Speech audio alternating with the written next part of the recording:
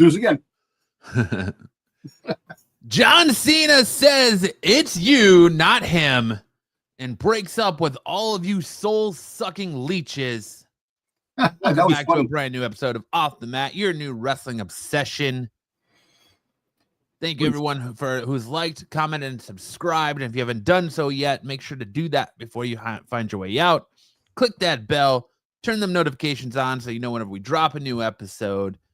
And Dom, how are you on this beautiful Friday evening? Lots to talk about tonight. It's just me and you. Because Stick said in the last minute, you know what? I'm going to mark out, and I'm just not going to show up. Well, it's a great Thursday evening. You said Friday evening. Oh, did I? Man, I'm a day ahead. Listen, I'm happy because not only did my weekend begins tonight, which is great, it was such a pretty good wrestling weekend, man. We had a lot of good shows. You know, we had Raw at 3 o'clock in the afternoon, which was kind of threw me off. I liked it, though. I liked it because that was noon for me. I liked watching Raw in the afternoon.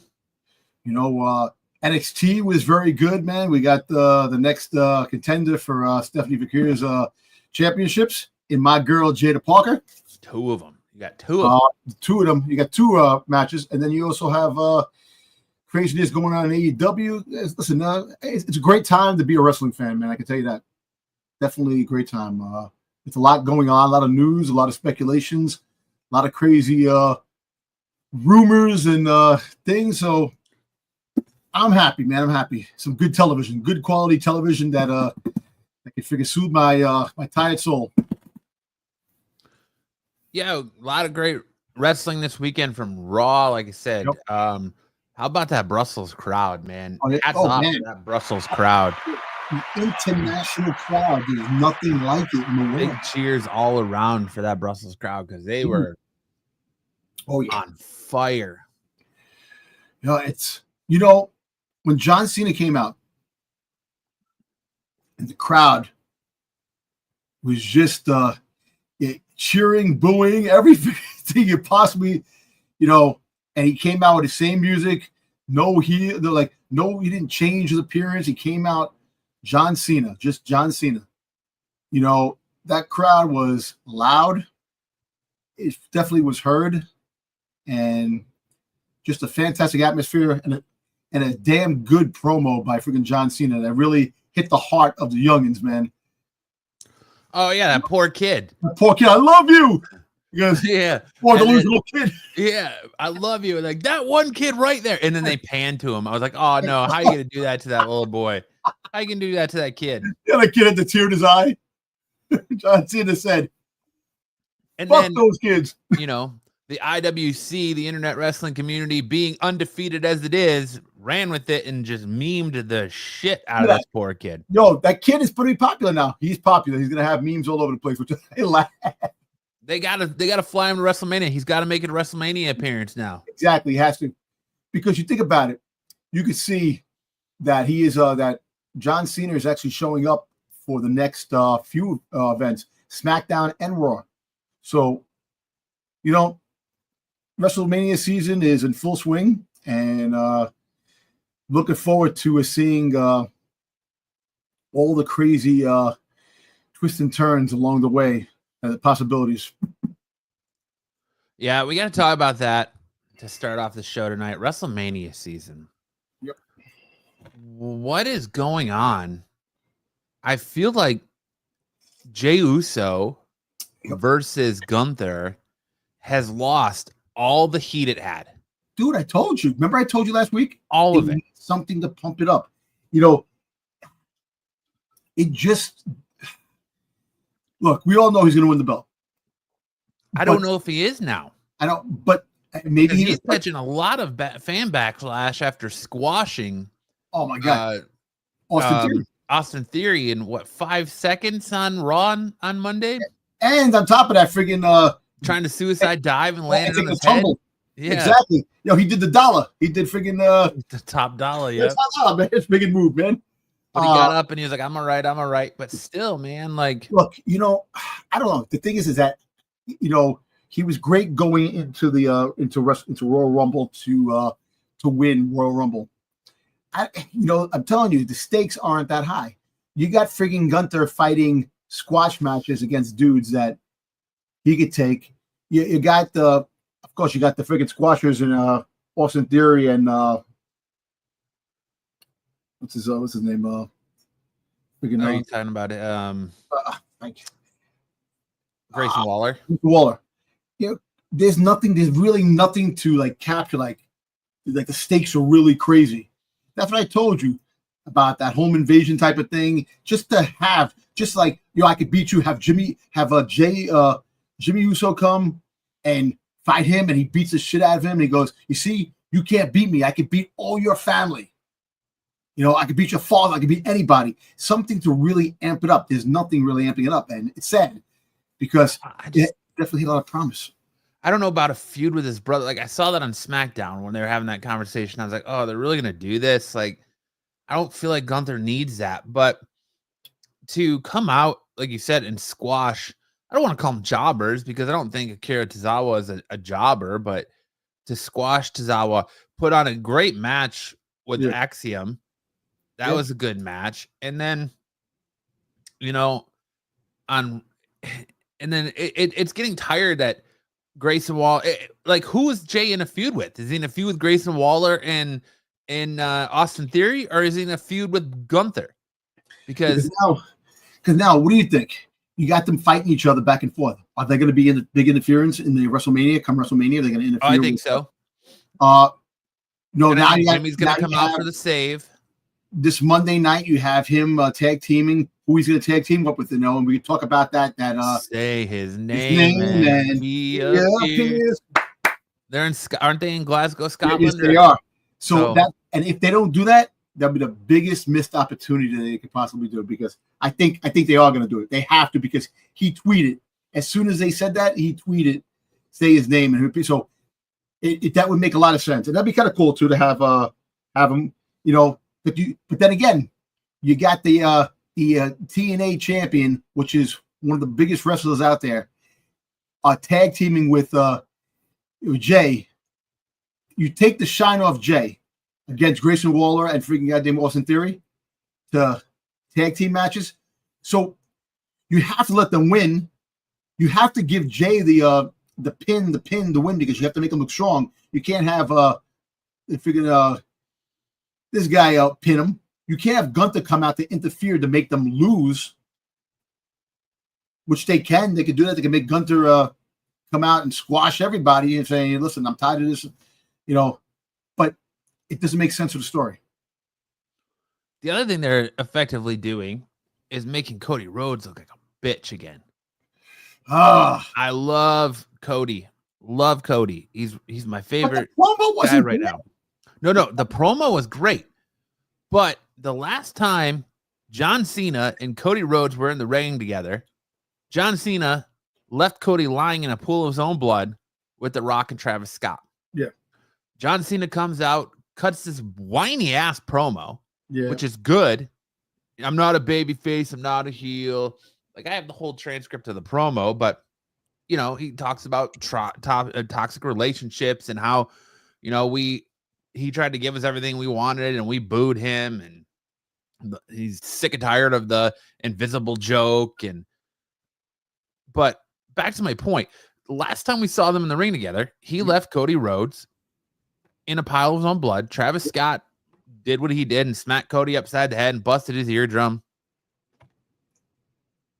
In what world, being the baby face, wouldn't you come out? Cody, I like that Cody listened to what he had to say and came out what he did, but Cody should have stormed the ring, and security should have held him back and not let him get in the ring together, and they should have exchanged words from the ramp in the ring. And for Cody just to come in here and go, "Oh, this ain't the Cena. Who is this John Cena? Why are you whining? Why are you being a little bitch?" Cody should have hit that ring, and they should have been brawling. Yeah. It makes Cody look weak because, again, just like the road to WrestleMania last year, he got beat down by The Rock. He got beat down by everybody, and it was just more of the same. Cody, just your top star, being left to look like a bitch. Yeah.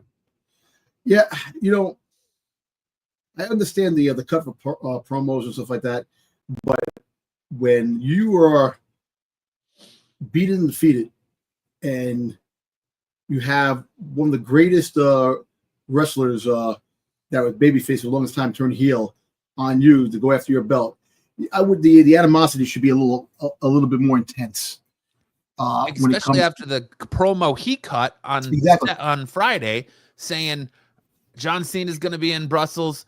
I'm coming to Brussels, and if you want some, come get some. And then you just stroll down to the ring, and you call Cena out for being whiny, and then call him a little and say, "I don't want to face his little bitch Cena. I want real John Cena to come to WrestleMania because if this version shows up, I'm going to wipe the floor with him." It was kind of I feel like bad writing, bad. Like you want that intensity. You want that intensity where you have to keep every time you get close. Yeah, you want to destroy each other. And WWE had everybody right here in the palm of their hands. I'm sure so many people that aren't even wrestling fans tuned in to Raw at this earlier time to see what John Cena had to say. And, to his credit, great heel work. We got no new theme song like we all wanted. It just proves that they listen to the IWC and what people are saying, because that was the whole speculation on every show you watched last week about wrestling. What's John Cena's heel going to be? What's John Cena's new music going to be? What's John Cena's attitude going to be? They have people talking. And he comes out to the ring, same music, but he comes out slow and methodical. No stew in front of him, no towel throw, no salute, no run to the ring. He walks to the ring, gets in, lets everybody speak, gives a little word of wisdom, and then starts in on everybody for being selfish. And, he's a human being. He's not a face. He's not a heel. He's a human being, starting his whole shtick. And then it went on. And at some point in that promo, I was like, will Cody just come out already and stop this? Because it's too long. This is too much. Like, when are we going to get something here? And it was right about that point that they showed the little kid, and he roasted that kid, and it was like, all right, was the best. I'm sorry. And I found myself with enough time to be annoyed by the crowd, by Netflix, at one point muting "fuck you, Cena," and then not muting it the next time they chanted it. Yeah, it's like they're trying. It's too early in the day. You can't mute unless you mute the entire crowd, which is bullshit, because you had that for USA. We had that, and we just didn't. But you're on a premium subscription service. That's you keep saying that. I know. Look, when the speculation was in, when Netflix got the rights to Raw, we were thinking, oh, here we go, rated R Raw. We drop F-bombs. We're going to be saying this. We're going to be saying that. They'll be more violent, more mature. And then we got slapped with reality saying we're continuing the same way, because they don't want to lose freaking goddamn sponsorships. They got sponsorships for things that if they go to that type of crowd, they lose. I agree. George says, I thought Cena felt flat in his promo. The crowd was better. The crowd did save him a lot of times. Yeah, the crowd was great. It's just the crowd, international crowds are the greatest crowds. Their energy is like no other. But you're right. It should have been more intensity, the animosity, the intensity, the anger. You should have figured out Cody should come out with more ruthless aggression. He should have used the ruthless aggression scenario with Cena, saying, you know more well a ruthless aggression, and I have a lot of it. And then slapped him, right? Exactly. The way that Travis Scott slapped him. And exactly. They should have brawled, and it should have been broken up. Kind of like what we saw with Rhea Ripley. Rhea Ripley and all them did it right. Yeah. Rhea came out, interjected herself in the contract signing, powerbombed both of them onto a table, and then signed her name on the contract, and they still kept brawling. And poor Adam Pearce, man, he broke them up and then goes in to take care of some business, and they start fighting again. Like, that's what it should have been with Cody.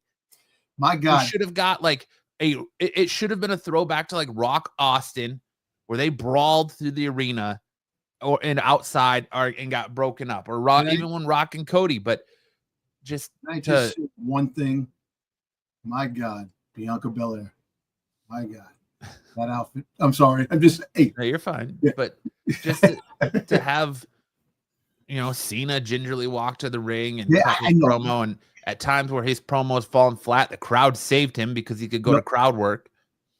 And then you have Cody do the same thing, walked out of the ring. Like, he gave a little bit of intensity with his enough whine, when he's like enough whining, and then he kind of did you're a little bit, you're whining like a bitch, don't bring this little bitch to WrestleMania. But I feel like this heel turn is going to be short-lived. We all know that, because by the time WrestleMania comes, I still think that John Cena will win the belt. He will win it for the short time, and then the heel slick will be over with. He'll win the belt, and that's where Cody's transformation might take a turn. And I don't think we're gonna get a heel Cody until we have another star that's in line to take that place. I don't think we're gonna get another. I don't think we're gonna get a heel Cody turn for a while.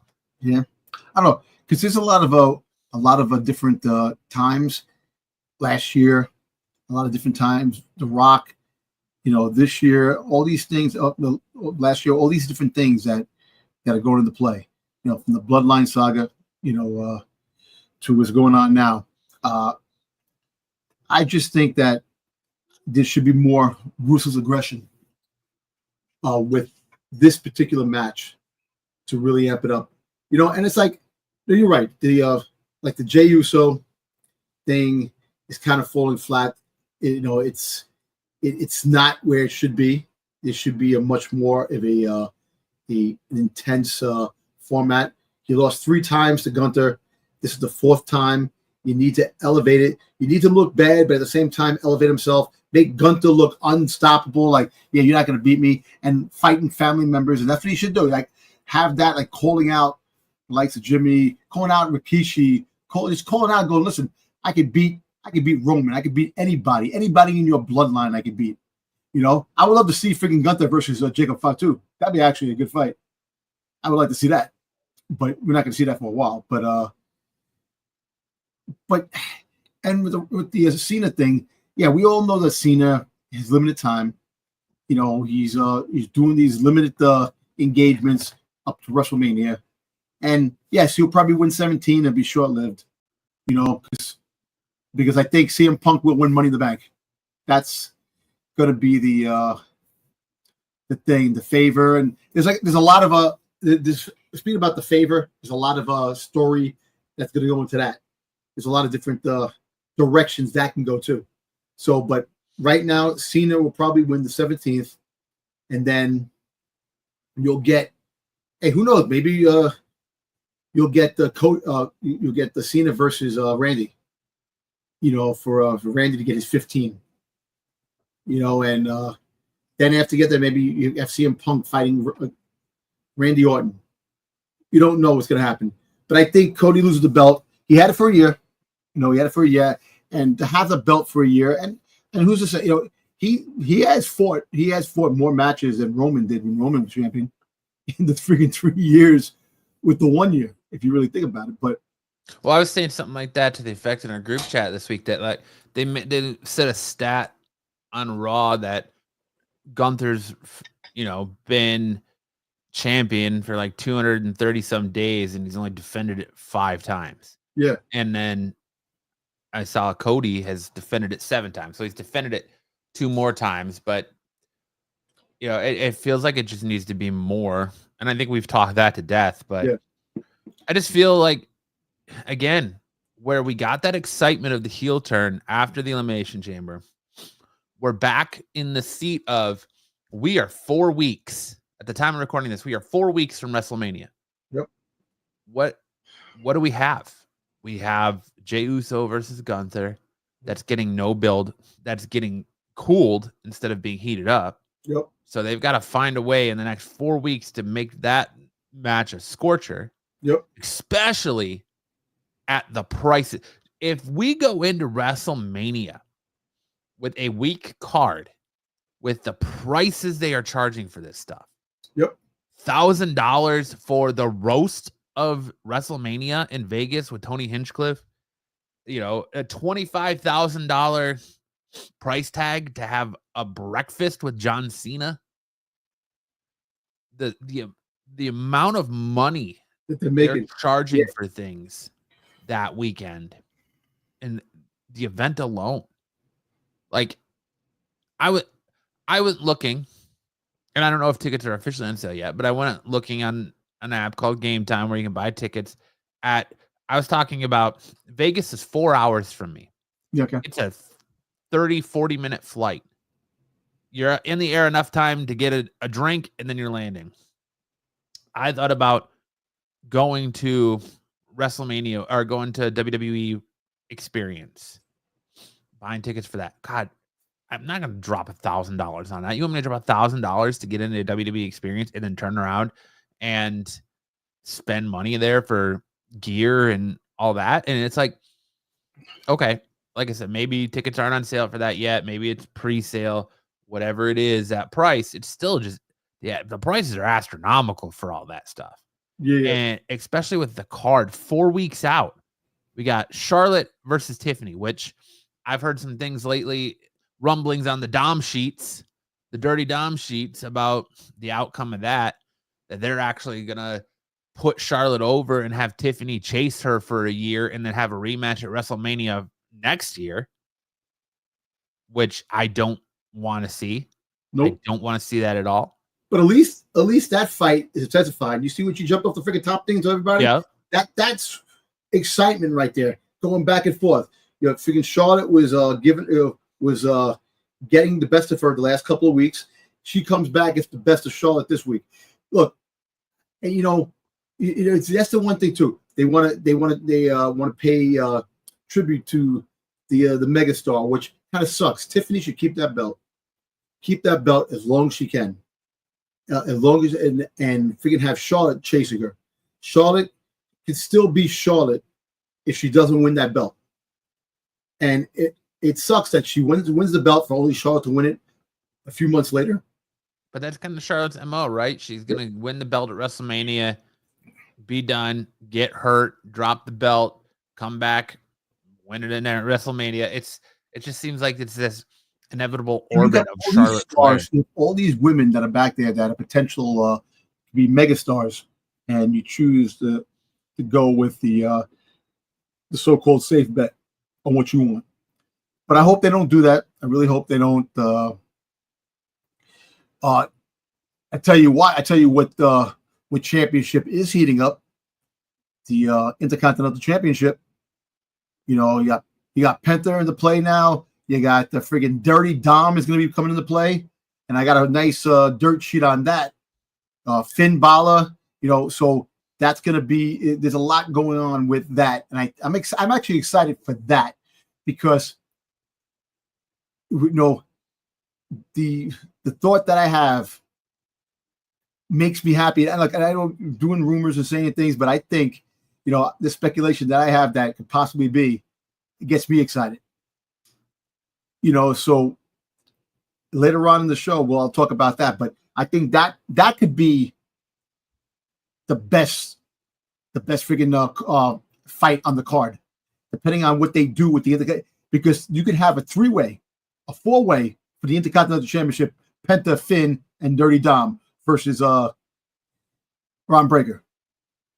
You could really heat up that Intercontinental Championship to a higher level with all the stars that they can use to put in this. But the Dirty Dom and the friggin' the Finn Balor thing, there's more intrigue with that because the betrayal is coming. It's coming. The so-called breakup of the Judgment Day and the new head of Judgment Day soon will be revealed. So that's what I'm looking forward to, seeing something like that. But like that's, and then what else you got? What are you gonna have? Who's gonna fight? They're building the 3-way for the women's world heavyweight title between Rhea Ripley, Io Sky. Again, Io Sky is the champion. And she looks the weakest of the three in this whole thing because they keep pushing her around. I know. I hate that. And because I love my Io Sky. You know, I know it makes it look weak, but I think she's gonna keep the belt. She's gonna kept the belt. I'm sitting here like, here we go again. I said I felt like her last title run was weak, and she was outshadowed by the rest of her group, and her ability and her just run was overall weak. And here we go again. Like, she's in this feud with Bianca and Rhea, and she's the champion now, and she looks the weakest of them. She's getting pushed around, slapped, looked past, and it's just like, okay, this isn't really working. See, what they can do is have Bianca fight Rhea with no championship, for dominance, and then eventually, because you're gonna have you're gonna definitely have Jay Cargill eventually come in the fold, because if Bianca is the ringleader of what happened to her, that feud is coming very soon. After the what's his face, Neon, figure what's her name? Figure Jimmy's wife. Oh, Naomi. Naomi, yeah. She that feud, I don't see that feud going on for a long time. Yeah, I don't know. Like I said, we're 4 weeks away. It's very close. 4 episodes of Raw and 4 episodes of SmackDown to arrange this the 2-night event. Yes, exactly. And right now we don't have enough matches for a 2-night event. We've got, Cody Cena. Okay, they're gonna probably close night 2. We've got Jay and Gunther. They'll probably close night 1. Then we've got the triple threat match of that they're building up that we all know is coming. It's not a secret of Roman Reigns versus Seth Rollins versus CM Punk. Then we're gonna get Drew McIntyre versus Damian Priest. We're looking at AJ Styles versus Logan Paul. You're gonna get LA Knight versus I think you're gonna have a 3-way with the US Championship. I think there's gonna be you're gonna have that fight. That's gonna probably be the first night or the second night. You're gonna break up the you need something that's gonna really electrify. Look, the main event Roman Reigns, freaking CM Punk and Seth Rollins. Is that the main event over the World Gold Championship Gold? No, I don't think so. I don't think so either. But you got this John Cena and Cody. That's the night 2 main event. What you can do is,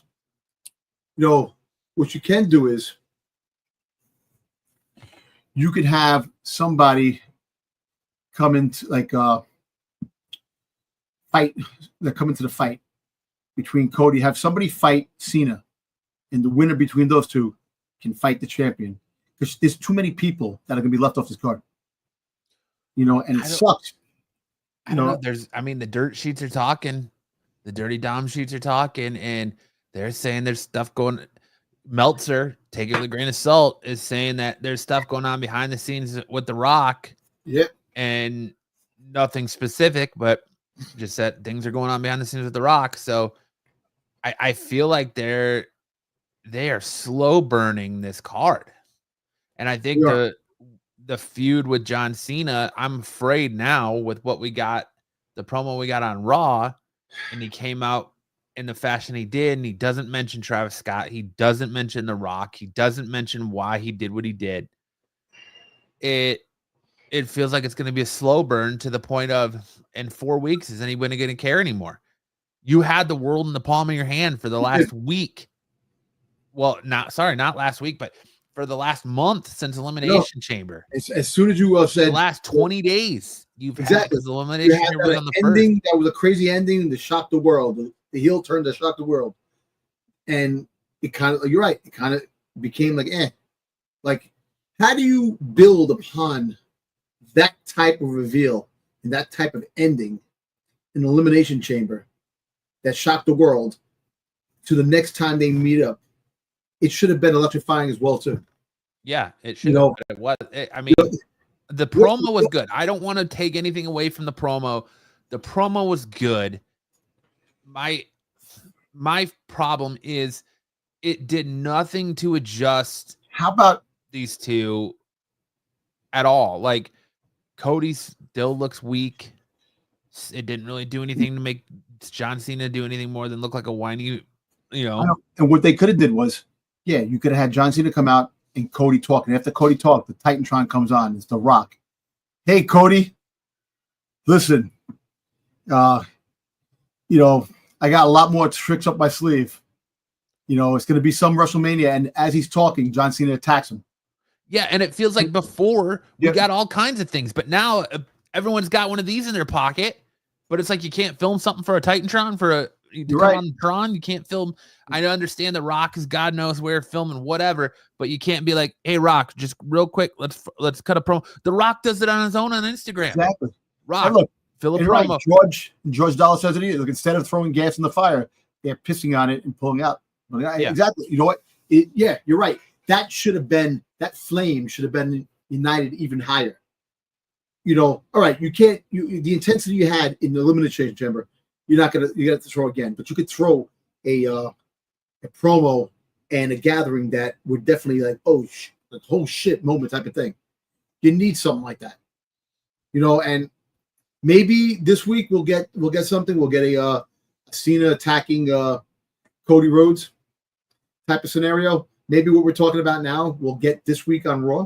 Or maybe we'll get someone SmackDown. I don't think we're that important, Dom. I don't want to. I don't want to get too big of heads here.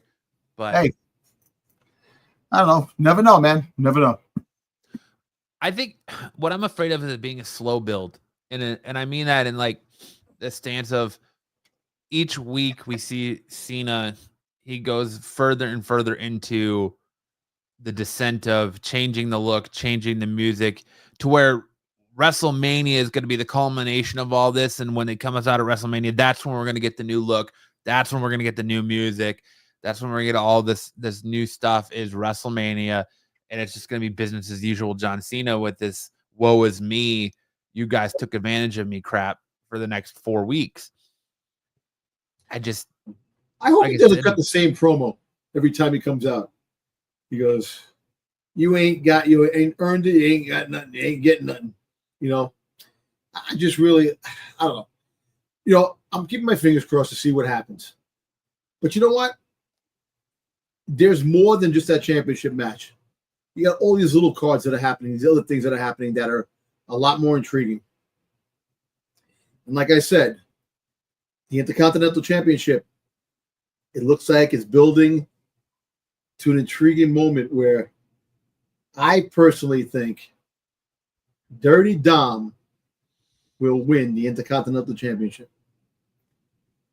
He'll get in, and at the end try to help Finn, and then friggin' screw Finn over, and that's where he wins the I think Dirty Dom wins the Intercontinental Championship. Here, we'll run with this real quick because George Dollar says Penta, Dragon Lee, and American Lucha, whoever that is. It's Chad Gable. We all know it's Chad Gable. Yeah, it's Chad Gable. Here, okay. Next week on Raw, we have Liv Morgan taking on, on SmackDown, we have Liv Morgan taking on Jay Cargill. Jay Cargill. Liv Morgan gets hurt in that match. Liv Morgan misses time. Okay. She, at that point, after the events of Raw, Dom and Carlito costing Finn Balor the Intercontinental Championship, Finn takes it upon himself to kick Dom out of the Judgment Day, which leads to a match between Dom versus Finn at Mania. Penta wins against Braun Breaker, and then Penta calls out Dom. And, this whole, like, you're on your own now. What are you going to do? Like, pep talking about. Then we see the face turn and potential title run of Dominic Mysterio. I don't think they put the IC title on him right away. I think but it should be the United States Championship first. The one thing I can honestly say, the new leader of Judgment Day. Who is Dom talking to? In Raw. In the back. Oh, you think Karrion Kross is going to be Kross becomes, I think Karrion Kross becomes the new Judgment Day leader. And that's what sparked. That's why how I think. What I think was that he finally recruits Karrion Kross to be part of Judgment Day, which Karrion Kross will probably become the new leader. He freaking Karrion Kross. Yeah, Karrion Kross. And I think Finn Balor. Damien, I'm sorry, I keep calling Damien. Freaking Karrion Kross. Karrion Kross. Damien Kross. Yeah. Anyway, so I think that Finn Balor, is pissed at Dom and Carlito for make him lose the opportunity, this and that. And I think that there's going to be another melee, there's going to be like a battle to fight Ron Breakker, and you're going to have Penta, you're going to have Finn, you're going to have Dirty Dom, and Luther Kaiser might be part of that too.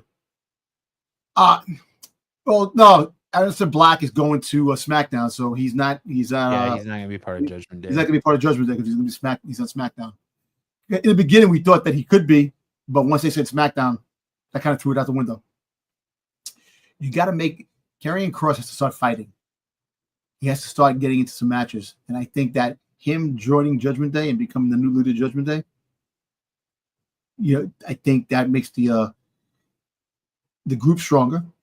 You add another female to the mix that can cause tension between, Liv and because Karrion Kross, he's a manipulator. He's the devil. He freaking goddamn knows how to pull the strings.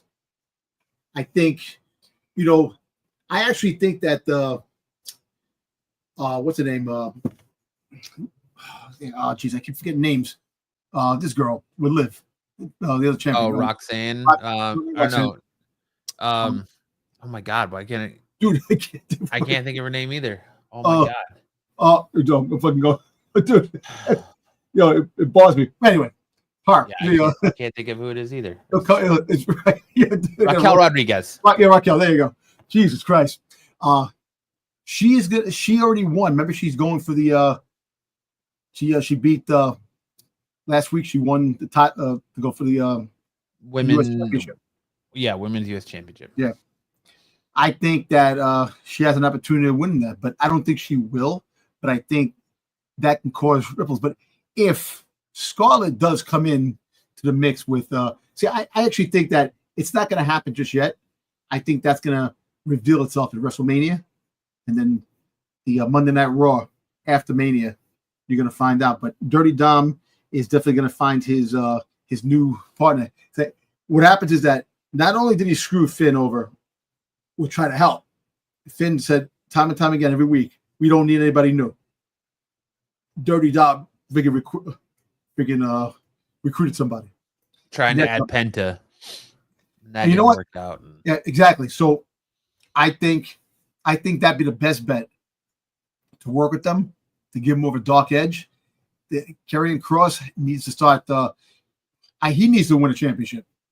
He needs to, he's been really, really good with the backstage segments, and I want to see more of him playing around. Because if you notice, you see his hair every time he does something with somebody with hair, like AJ Styles. His hair is down now.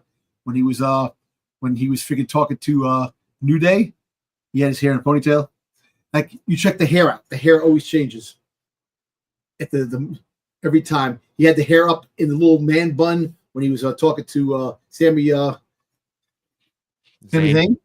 So he had all these different things. So I actually think that would work. I think you're too deep into this, Dom. You gotta look at these small details. Small details are always the things that rock, and I think that'd be kind of cool if that is the case. So we're gonna keep an eye on that. Jeez. So Check it out. Yeah. I mean, I could see that. I just think they need to break that group up.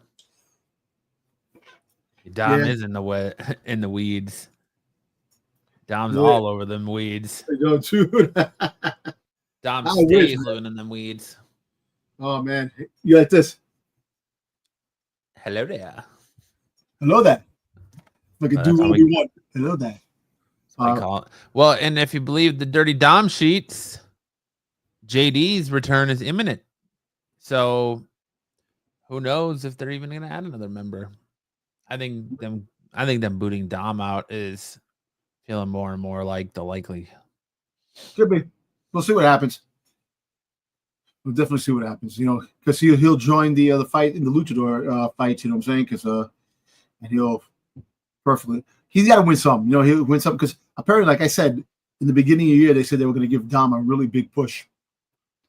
So he's going to start winning a lot more of the matches now when he fights. So that's what I'm trying. That's what I'm saying. You throw on the Intercontinental Championship on him and give him that for the time being. Definitely, and make things intriguing. But you know what? Like I said, there's a lot more. You got a lot of guys. Hey, you got Stroganoff coming back. What's his name? Stroganoff. What's his name? Stroganoff. Stroganoff. You got him coming back. Sure, we'll go Stroganoff. Stroganoff. You got him coming back. He's coming back soon because he's been training, so I can see him coming back and be putting in the mix too as well. Ilya Dragunov, is that who you're talking about? Dragunov, yeah. He's on his way back. I don't know how far he's out. Apparently, he was training at the center, at the performance center. So I don't know. I don't know when he's coming back. He tore his ACL in September, so that's at least a 6 to 9 month recovery. Oh yeah, so October, November, December, January, February, March, April, May. Yeah, and maybe he comes back later on. Maybe be back for Survivor Series, or yeah. Hey, you see about Brock Lesnar? They asked when he comes back. And he said, "We'll see." Yeah. So that's interesting too. He ain't coming back until that whole lawsuit. I know. Taken care of, man. It's their WWE and TKO aren't going to risk putting him on TV until that's all taken care of. But what do you say we get into a little bit of news and our reviews and stuff, and we can kind of keep this conversation going. All right, jumping into the news.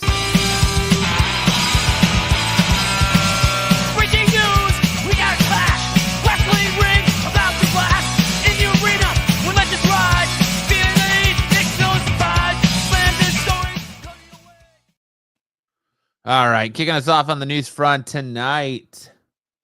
We got a little bit of, juicy gossip, because who doesn't love internet drama, right? Of course. Alberto El Patron is suspended from Tijuana after violating after a violent AAA incident. Tijuana has suspended Alberto El Patron for 180 days after an incident at a AAA event. Fightful is reporting that fans threw coins at Patron during the show. This caused the former WWE champion to go into the audience and throw a chair. This led to another chair being thrown, which injured an elderly woman who was taken to a local hospital. So Alberto El Patron is in a lot of hot water right now. So this guy's always in trouble, man. Like when I sent you the new other says this guy's always in trouble. So he is, yes. He can't seem to get his ass out of trouble. He's always doing something, performing in gyms. He got in trouble for fighting a goddamn janitor because he didn't like the way the janitor mopped the floor. He freaking a couple of years ago when he was dating Soraya Paige, Soraya, yeah. Soraya, when he was dating her, they came to the hotel. They were at the hotel, and he was arguing with her, and he was like saying in the elevator, I'll kick all your asses. To telling me kick all your asses. I was like, please do. I would love a lawsuit. Please do. And then she was like, that's when Dom put him in a sharpshooter right there in the elevator. You know, he just he's an asshole. He's an asshole. And I'm glad the he was good when he wrestled early in the WWE, but I'm glad he's. That's right, George. Yeah. So, you know what? He deserves it. He's a moron, man. That's somebody that gets chance after chance after chance, and he keeps ruining his chance after chance after chance. And there's other people that never get a chance again. He's one of those people that I never saw the draw of or was really a fan of. He did have the one good feud with Randy Orton that he had for a little bit. Yeah, and I mean he had some feuds here and there with John Cena, but it's just one of those guys that never panned out. And then the Page stuff. Yeah. I think it was in Vegas, wasn't it, that they ultimately got arrested? And that's not cool. And then you get an elderly woman hit with a chair. That's not cool either. Like you said, he's always in trouble. His name was always in the dirt sheets for just unacceptable behavior. So how many more demotions could he get in wrestling to get the cheaper belts as he goes out before he call it quits with he's a paper champion because he can't friggin' win shit. Yeah, where he's just performing in like backyard somewhere because he did the gym with 5 people. Did you see that video when he was doing the gym? Yeah, come on.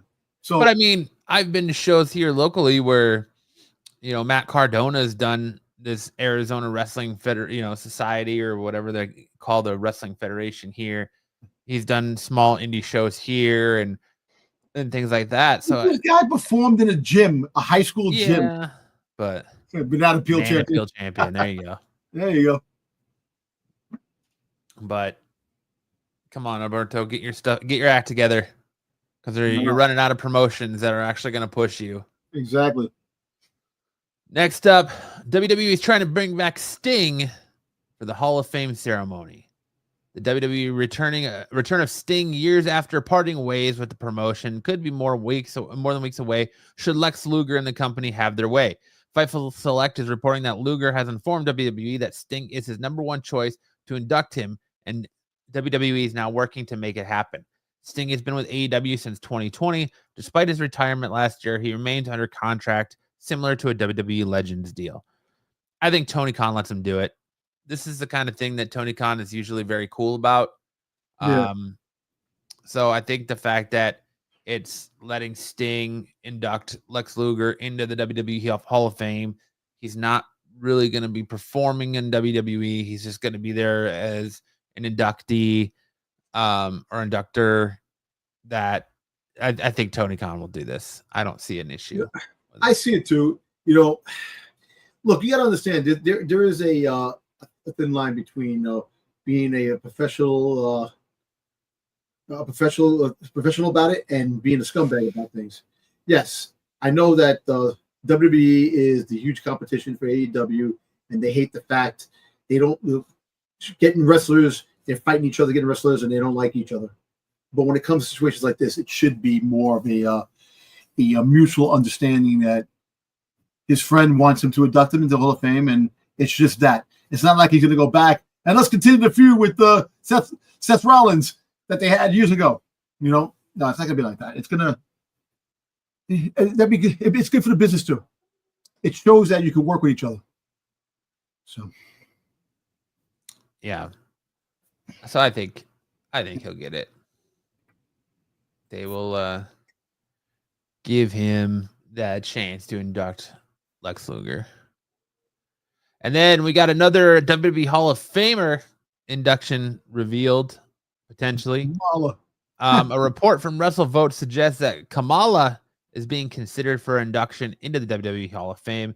Kamala, whose real name was James Arthur Harris, debuted in WWE in 1984 as the Ugandan Giant, and he passed away in August of 2020 at the age of 70 due to cardiac arrest related to COVID-19.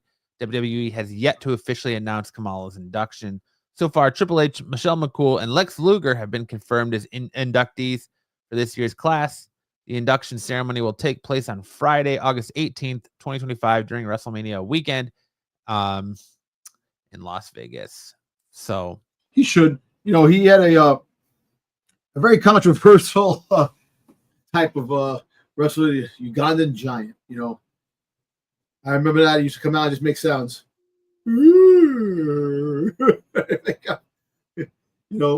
But he was good. It was a gimmick back then in the '80s, and a gimmick that they definitely can't do today. Absolutely not. Absolutely, absolutely not. So he deserves to be in Hall of Fame. He did perform very all those dudes in the '80s, regardless of fact or what's what. They all deserve to be in the Hall of Fame because they etched their way to making wrestling what it is today, man. Without these people, without these performers that came before, wrestling wouldn't be where it is today.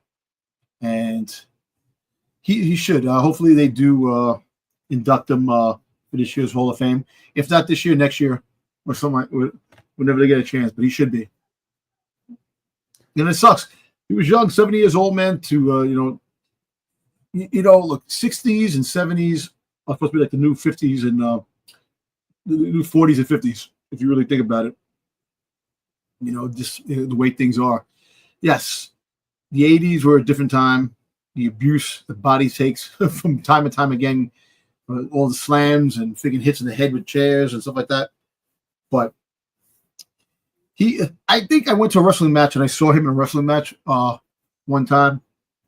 Yeah, and seeing these guys in person, man, it's like really a whole another experience in its own. You see him on TV, but when you see him in person, it's like at the moment, like, oh shit, like, wow, these guys are big. Yeah, especially like the Big Show. Oh, I saw him in SmackDown in 1 year with the SmackDown, and when he was standing in the ring with Vince and Shane and Stephanie, freaking huge. And I saw Brock Lesnar fighting the Undertaker in a steel cage. Dude, beast. But yeah, he should. Hopefully, they do put him in. He does get the mention, and he goes in. He deserves it. I hope so. Yep. But that's it for the news. Again, that's the other thing I was going to bring up is again, we're 4 weeks from WrestleMania, and there's no hot news flying at us left and right. It's pretty quiet week, so far as wrestling news goes. So there wasn't a lot really to pick from this week, but where we won't fail is with our reviews. Here we go. We get into reviewing this week's episodes of Friday Night SmackDown, Monday Night Raw, Tuesday night's NXT, and we talk a little bit about the disgusting, brutal ending to AEW Dynamite this week that took place in a match between AEW champion Jon Moxley and Cope, aka Adam Copeland, aka Edge. Edge. We'll get right into that right now in our off the mat reviews. Fight, ignite tonight, wrestling fire burns so bright. In this review, we'll show what's true, breaking barriers, breaking through. Kicking us off, as always, is our review of the Friday Night SmackDown and results from March 14th, 2025. LA Knight opened the show with an in-ring promo, mostly hyping up the crowd. Once he started actually getting into something, he was interrupted by Jimmy Uso, who is desperate to go to WrestleMania. So he challenged LA Knight right now. Immediately after that, Solo Sikoa, here we go, a great internet moment for the week. Jacob Fatu and Tama Tonga interrupted Solo, thinks Fatu is the one who deserves the title shot. Sikoa stumbles over his words, calling Jimmy a failure. Jimmy says his own biggest failure was trusting Sikoa and saying Sikoa is a failure himself for losing the Ulafala. The heels go on the attack, and Braun Strowman makes a save.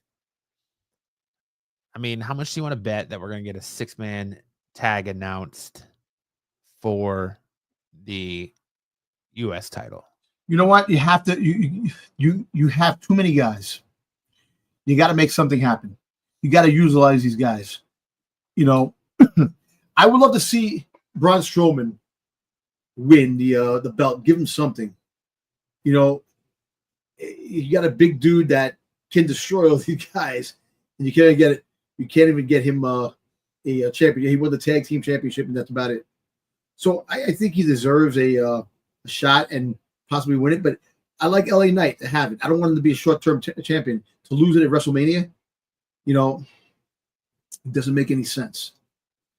You know, what I would do is I would have him keep it, and I would have a tournament after WrestleMania to fight LA Knight for that belt, and have all these guys, these unutilized guys that they use. And then as for freaking Sikoa fumbling his words, he was gonna drop the F-bomb, and he caught himself.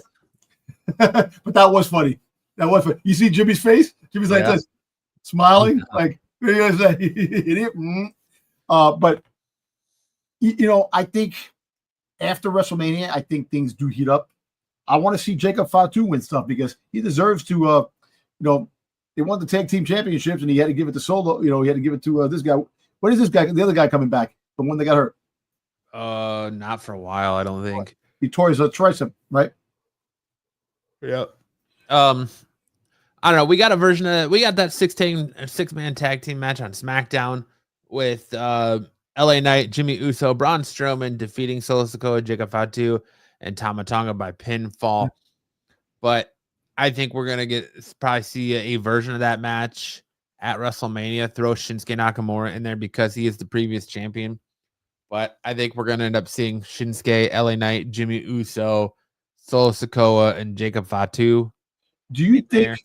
Do you think that they have a tournament going into WrestleMania? A tournament the next couple of weeks to determine who fights? Because they could do that. Because I think there's too many guys. If you're gonna do that, have a Jacob Fatu, friggin' Solo, friggin' Braun Strowman, Jimmy, and Shohei Nakamura, fucking have them all thrown in there. I don't know if they do that. Maybe they will to make it exciting. I mean, at this point, they're just going to recreate the bloodline. You can have Roman Reigns somehow win the, WWE title off Cody, then have Jay win the Universal World Heavyweight Championship, and then have Jay beat LA Knight for the US Championship. You know what? Hey, look, anything's possible. I would up the stakes. I would have you want to fight for the US Championship in a steel cage match. How cool would that be? In a steel cage match, up the antes, and everybody fights for their own, all men for themselves. Jay Cargill sat down earlier that day with Kathleen Kelly. Cargill explains that she knew Naomi was her attacker because she saw her run away after the attack. The reason why she didn't say anything sooner is because Naomi just didn't attack her physically, but emotionally, and she couldn't trust anyone, including Bianca Belair. Liv Morgan and Raquel Rodriguez interrupted to complain about how they took the blame for a few weeks. Cargill wants to fight Morgan next week, so we're going to get that tomorrow night on SmackDown. Yep. Last week, we saw Charlotte Flair get called out by B-Fab, and which led to a match this week where Charlotte Flair defeated B-Fab by submission with the figure 8. Flair continued to hold on the submission after the bell until Tiffany Stratton came out and fought with the Queen. Again, we got good heat there. Yeah. On that match with Tiffany actually coming back and looking strong instead of just getting beat up all the time. Drew McIntyre thinks Damian Priest is a guy who keeps benefiting every time he gets screwed over. So we're building towards our Drew McIntyre versus Damian Priest.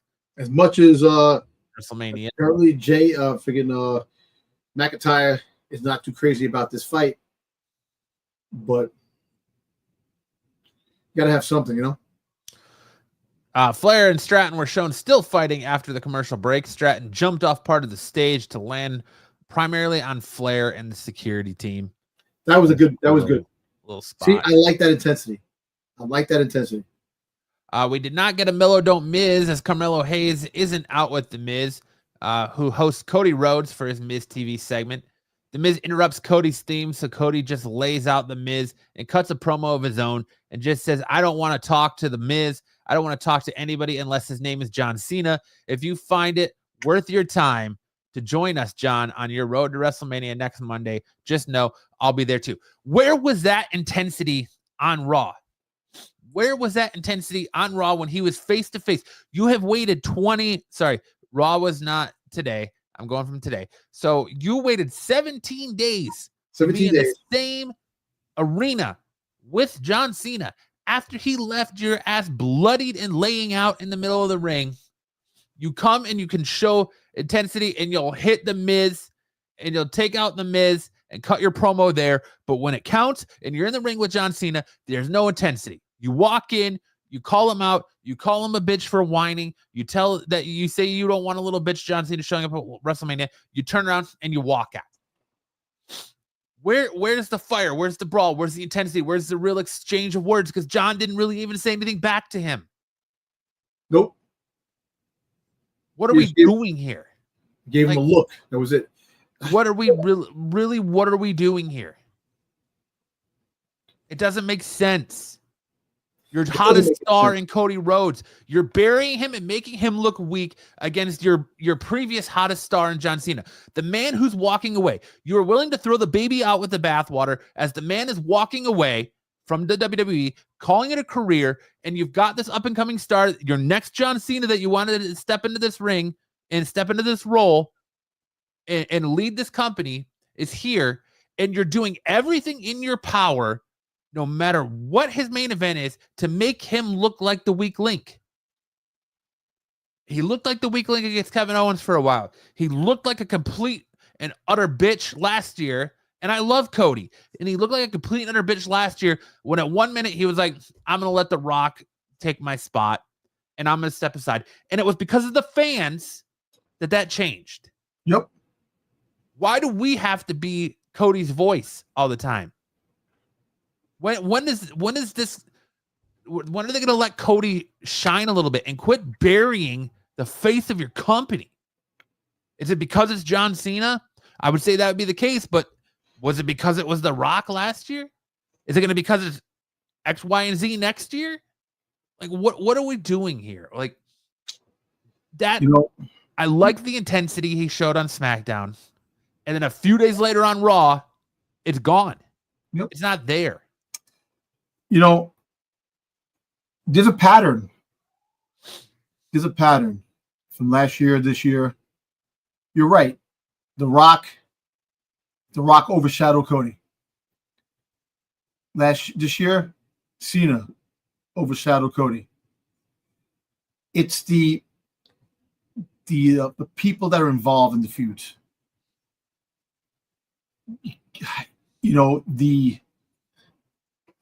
Not the promo, not the person, not the personality, but the legend of who they are overshadows Cody's overall arc.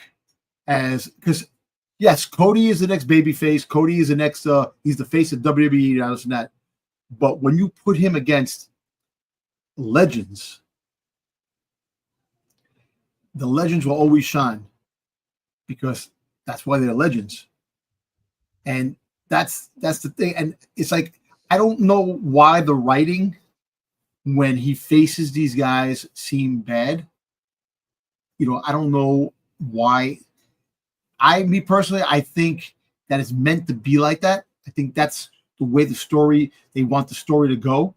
They want him to be overshadowed by these legends for part of the show.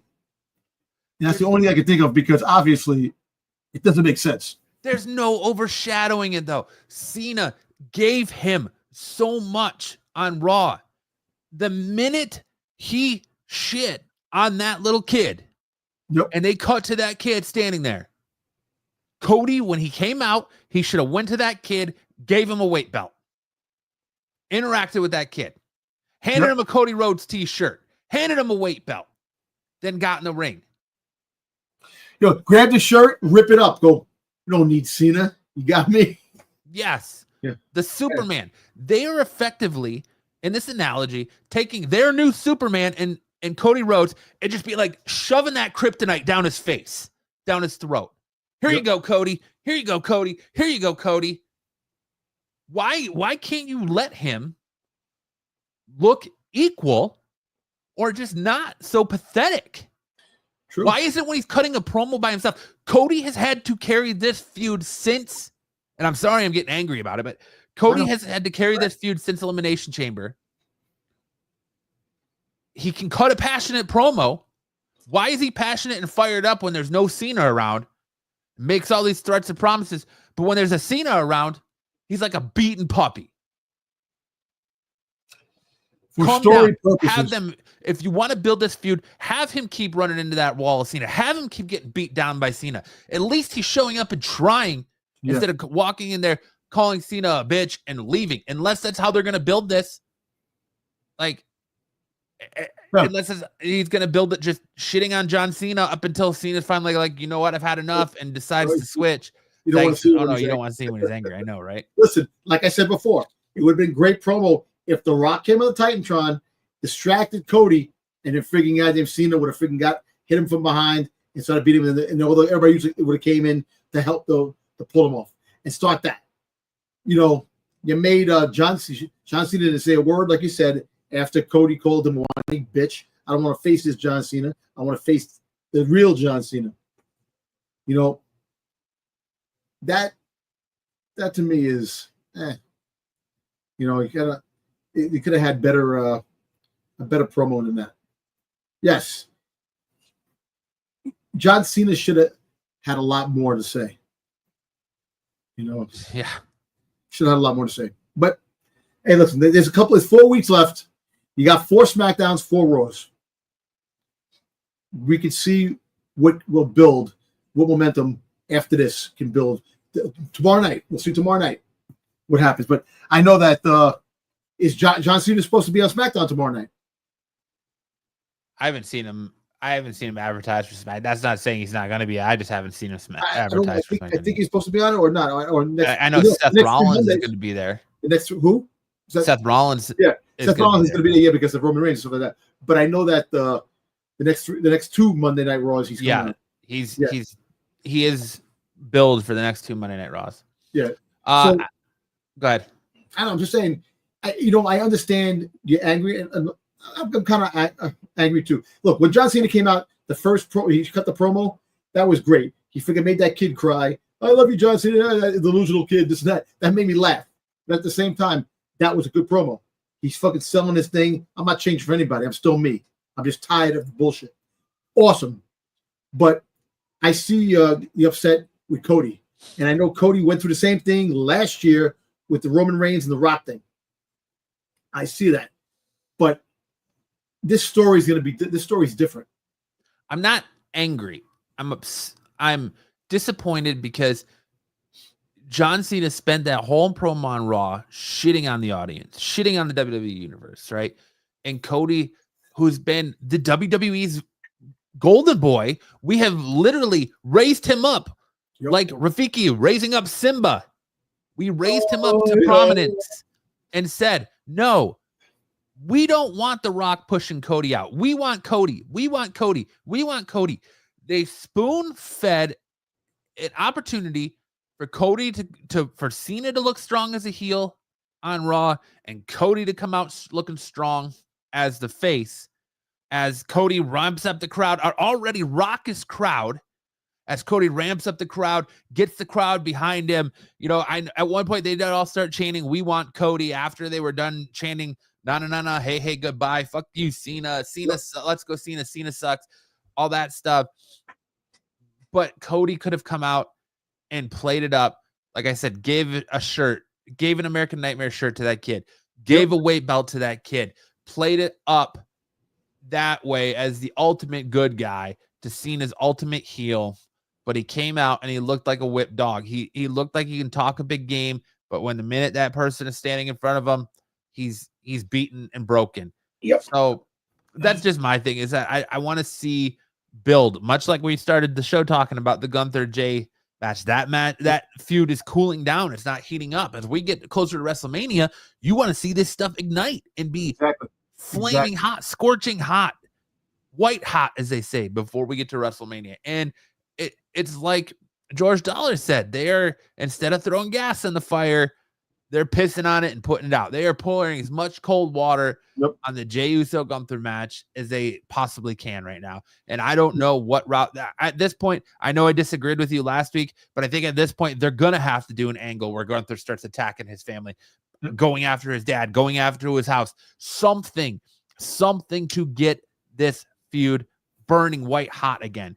And they're focusing on other feuds, like their CM Punk triple threat with Rollins and Reigns. That's white hot. That's building. That's building up. Your other match, your women's match with Charlotte and Tiffany, that's building up. Your women's world heavyweight championship match with Rhea, Io, and Bianca, that's building up.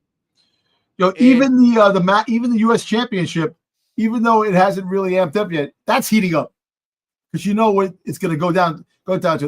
Look, I understand. Like there's the hit and misses when it comes to WrestleMania. When it comes down to the road to WrestleMania, you have the greats that move forward, that make the storylines that every time you see the storyline, one is more powerful than the other.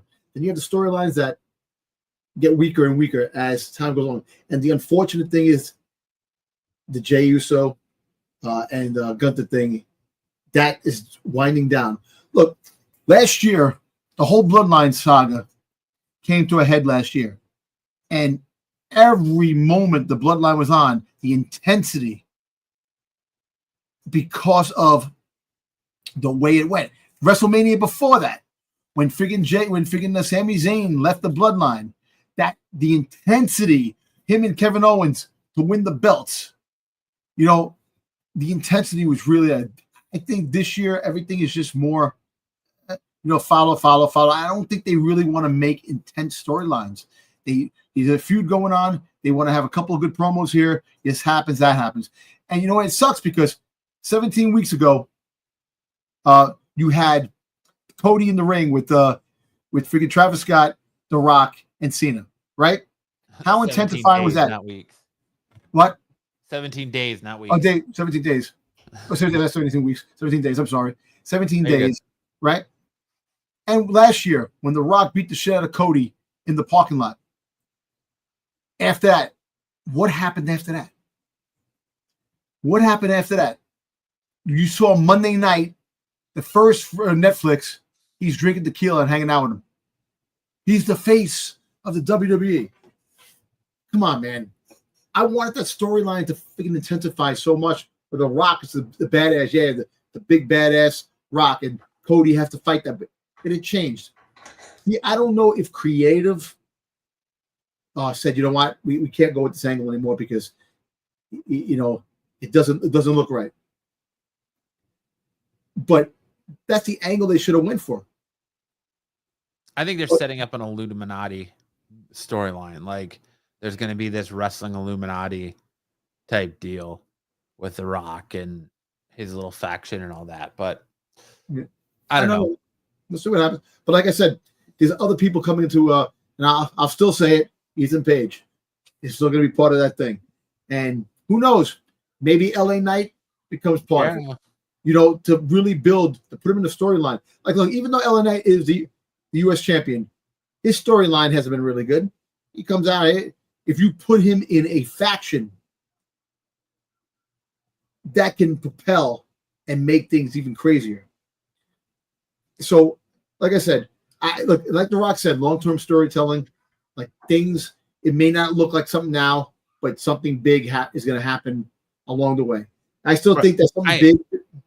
I get long-term storytelling, man, but there's a difference between long-term storytelling and basically taking a fire extinguisher to the hottest storyline you have going, the two hottest storylines you have going, with Jey Uso shocking the world and winning the Royal Rumble because nobody saw that coming, and then just taking this feud that literally the internet broke the internet, and the internet has been doing nothing. More views has been doing nothing but talking about this. Any views ever? Yeah, in WWE with heel Cena, and that's the thing. Look. Let's just look at this as a reasonable standpoint right now. Oh shit! If Dom is spinning reason, something happened, went off the rails here. Let's give the benefit of the doubt that we ain't seen it yet. We got 4 weeks. We got 8 shows left before WrestleMania. Let's give it that these shows will intensify as the weeks go on, the dwindle down, and let's see what's what. And then we can come back and revisit and say stuff. Because I think we're shitting on the promos, we're shitting on this, and I understand. Yes, it wasn't a part of what we thought it would be.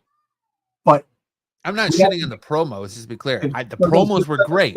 It's the interactions. It's the interaction. Yeah. All right, that's what I mean. The interaction, not the promos. The promos were great. But let's take a step back and just say, you know what? All right, fine. That's the first interaction they had after this. Let's see what happens the next interaction. Let's see if The Rock gets involved. If The Rock comes out. If The Rock makes a surprise appearance. Or the Titantron. Let's see what happens. Let's see if John Cena freaking attacks Cody in the back. And then he tells him, I'm doing this because I have no choice. I have to do this.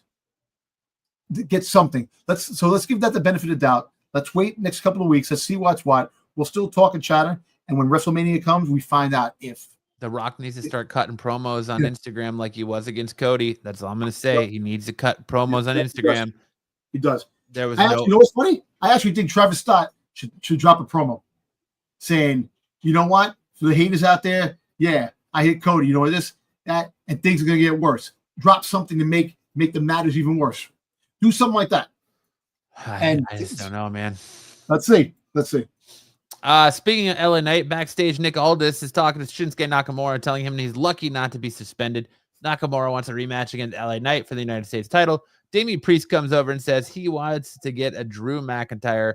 This leads to a Priest challenging Nakamura for a match that night. After the commercial break, we got a quick tease. Is aired for Rey Fenix. Yep. Or Phoenix, however you would say it. Damian Priest defeated Shinsuke Nakamura by disqualification after Drew McIntyre interfered. Nakamura hit Priest with a Kinshasa out of spite and walked off as McIntyre continued to beat down Priest. Kathleen Kelly was backstage with Chelsea Green, Piper Niven, and Alba Fire, who is now dressed as another member of the security team like Niven. Zelina Vega interrupts. Niven says if Vega wants to get to Chelsea, she has to get through her first.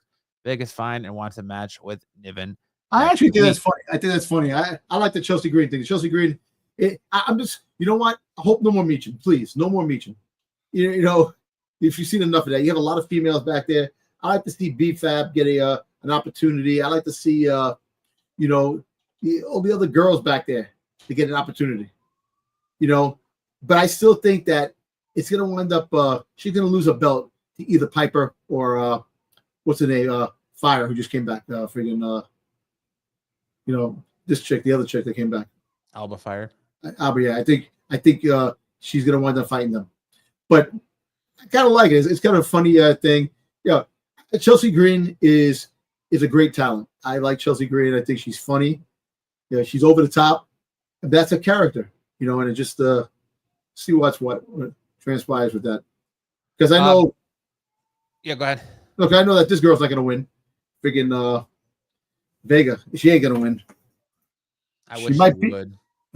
I wish she would too. Unfortunately, they already have their peoples who they want to win on the thing. The push.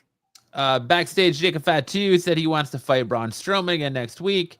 Another vignette airs. This is just a smoke in the number 4. I have a feeling that's Aleister Black. Black.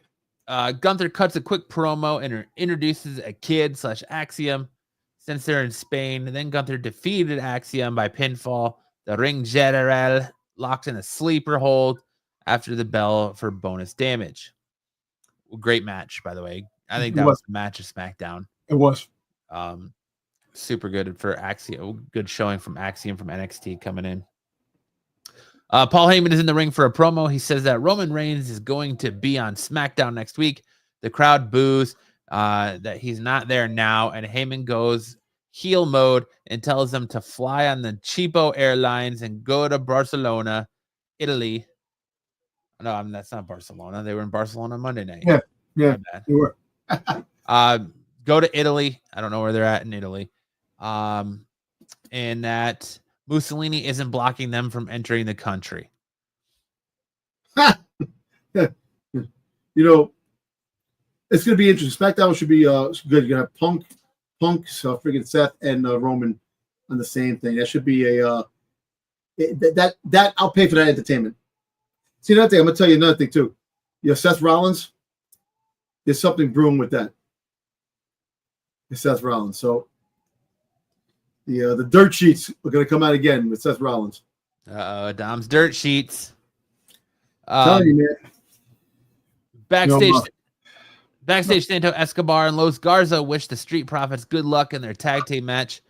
Del Fantasma plans on taking the titles from them next. So, yeah, they ain't gonna take it. And it took a long time for the Street Profits to win. They're not losing those belts anytime soon. After the commercial break, Gunther talks to Jimmy Uso backstage, saying that they have a lot in common because he has a younger brother. And while Jimmy and Jay are twins, Jimmy is clearly the more mature one. He tells Jimmy to have a word with Jay about how he should step back and not challenge Gunther at WrestleMania because he'll do to him what he just did to Axiom. Jimmy says Jay will win at Mania, and Gunther says he's mistaken about his maturity. I tried. I really did. Good promo work, but again, like I said, it's you're just fanning the flames and you're not adding any gas to this fire. So where I disagree with you last week, I kind of think that now we need like I said, something like that to really ignite this feud again. And it sucks that that Jimmy's got to be a jobber, but the fact is that you got to make Gunther like strong. I'm gonna take your family out. I can take anybody out in your family. I take out the whole bloodline. Stuff like that. You need him to like be really cocky and arrogant. Fight Jimmy. Jimmy loses. Freaking Jay comes out. They fight back and forth. Jay gets the upper hand. The next week, freaking you have him go like this. Maybe I might go to your dad. Look, maybe I'll fight your dad. I'll probably beat him too. Fight your daddy. Your daddy. Spank his big booty. You gotta get Jay really boiled heated. Because I'm telling you this, all kidding aside, last year he lost to friggin' Sammy, lost the belt. This year he loses to Jay. How you can't take the man serious. Yeah, I'm telling you, Jay is awesome. Jay's probably is going to win, but the fact is you can't take him. He loses the belt. You can't take him serious as a dominant force. And that's the problem when it comes down to that. You need to make this man like it, to really, if you really want to turn heads, friggin' Jay doesn't win. Jay doesn't win at all. And, you set that sail and you have him keep the belt. And then you have somebody else come in that can definitely go toe to toe with Gunther. I think if Jay doesn't win it, you're effectively throwing ice cold water on any push he's gotten. All that momentum he's gotten, much like Kofi Mania, and they squashed Kofi Mania in 5 seconds after Brock Lesnar squashed Kofi. Yep. That squashes all momentum for Jay, and it would just be the worst thing for them. It would be. That's why I'm always saying that Jay is going to win. But the fact is now you're going to make Gunther look like a weak champion. Unless you have somebody come in to help Gunther lose. To help to give Jay the upper hand. That's the only, to make things like he don't lose. The more and more this feud goes on, the more and more I think that title match is going to be nothing but a finisher fest, where it's going to be like to make Jay look strong. He's going to get out of the sleeper hole, do a Hulk Hogan in the sleeper. Yeah, he's going to just kick out of everything. Yeah. No matter what Gunther hits him with, Jay's just going to kick out of everything. Yep. So that's where I feel like this is leading to, and I hate that, but I hate that too, but you know what? That's what wrestling comes down to. You kick out of the finisher moves, and that's what I call finisher moves. You're supposed to finish the job with that. Then we got to our main event of SmackDown, which is the WWE Tag Team Championship match. The Street Profits, Angelo Dawkins and Montez Ford, defeating DIY, Johnny Gargano and Tommaso Ciampa by pinfall to win the tag team. That was a good match. That was a good match. Which is I think it's gonna set up a again a fatal four-way at Mania between the Street Profits, DIY, Motor City Machine Guns, and Los Garza. And guess what? You know that the Street Profits are going to win. You can't make them lose the belts right after they win. So you already know how that's going. What you can do is you can do this. You can do a technicality where they do lose because of a mistake by the referee, something, and then they fight. Then they get the opportunity to fight the team that beat them, and they win those belts back. You know, it's kind of, see, I would love to see. I'm tired of people holding on to the. Remember, I told you the time holding on to the championship so damn long. I want to see a change back and forth. Yeah. I would love to see them lose the belts next week in WrestleMania, and then they lose it, and then they come back and they get it back, and they lose it like 2 weeks later. The belts keep changing hands. I want to see that instead of having the belt 6 months, 10 months, 12 months, a year, 2 years. It's like you build up all these teams to fight, and then they're no matter what they're going to lose anyway. Well, I get why they got to do it because this person's champion, so you want him to build strong and be a champion and be a fighting champion. But it's okay if they lose the belt under sketchy circumstances, or even drop the belt between now and your next PLE. But it just I get what you're saying as far as like the massive amounts of and length of title holds. Like we're almost at a year for Cody, and we're at 200 and some odd days plus for Gunther. So who knows? Next up, we got Monday Night Raw. We already talked ad nauseum about the Cena promo and the Cody stuff, so we want to talk that. So we got a no holds barred match. Penta defeating Ludwig Kaiser by pinfall, which was a great match, by the way. That wasn't good back and forth. After the match, Penta says that what's next for him is the Intercontinental Championship, something that we alluded to many months ago, that we thought that Penta was going to end up in that that picture, but it was a little hazy when we heard that his first feud was going to be with Ludwig Kaiser, but it seems like that's all but finished. Nope. After the commercial, hold on before I go on. Rating for SmackDown. Rating for SmackDown? I think SmackDown was pretty good. I gave it a B plus. I gave it a B minus. I thought it was good, but it could have been much better. Well, listen, I'm glad that the Street Profits did win the belts. I kind of that was good. Yeah, that was a good fight. That's why I gave it a B plus. I kind of anything else. If it wasn't for them winning, it'd have been a much lower score. Then we got after the commercial break, Finn Balor has another fake happy moment with Liv Morgan, Raquel Rodriguez, and Dominic Mysterio, all congratulating each other and such. Dom mentions that he's been talking to some people, and he thinks that he knows the perfect person to add to the Judgment Day and suggests Penta. Balor is pissed that Dom went behind his back and also is buddying up with that guy that just declared he's coming after my Intercontinental Championship. He calls Dom a snake and walks off. Dom says he wasn't aware Penta would do that, and Carlito asks him, "You don't watch the show, do you?" Yeah, that's funny. Listen, it's going to get to a point where, like I said, either Dom is going to betray Finn or Finn is going to betray Dom. But it's more like Finn is going to be the one that's going to get kicked out.